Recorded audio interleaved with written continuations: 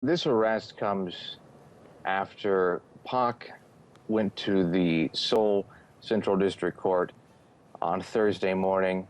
She sat for a hearing she did not have to attend. She chose to do so herself, and which sources say she aggressively defended herself. That lasted roughly 9 hours.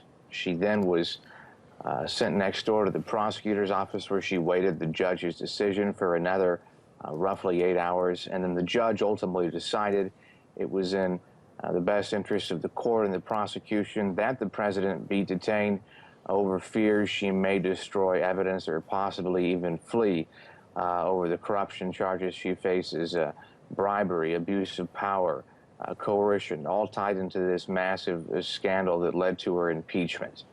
So now she will be, or is currently being sent to a detention center south of the city, where she will remain for at least 20 days while they continue the investigation. I mean, Bruce, just an incredible development considering, she was president just a few months ago and is the daughter of a former president. So where do we go from here? As I just mentioned, she will be detained while the investigation continues. She's actually going to be held at the same center that the woman at the center of the scandal, her longtime friend Chae Soon-sil, is being held at. Well, she's investigated for corruption. She's currently on trial. J.Y. Lee, the head of Samsung, is also being held at this detention center while he's investigated over bribery charges, all tied into the same corruption scandal. And Park Geun-hye, her investigation will proceed as well now over corruption charges. And at this point, it seems very likely that an indictment will follow if they feel that there's enough evidence to detain her while they investigate.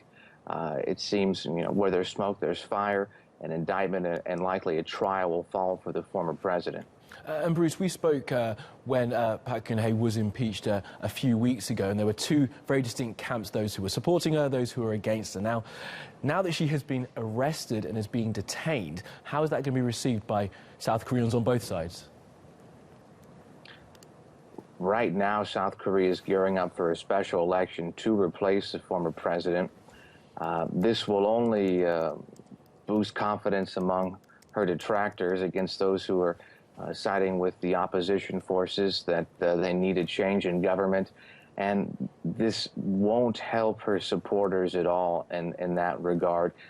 Seeing the president move back and forth between a detention center south of Seoul for more questioning, back to the prosecutor's office in prison clothing, will do no good for the Conservative Party here.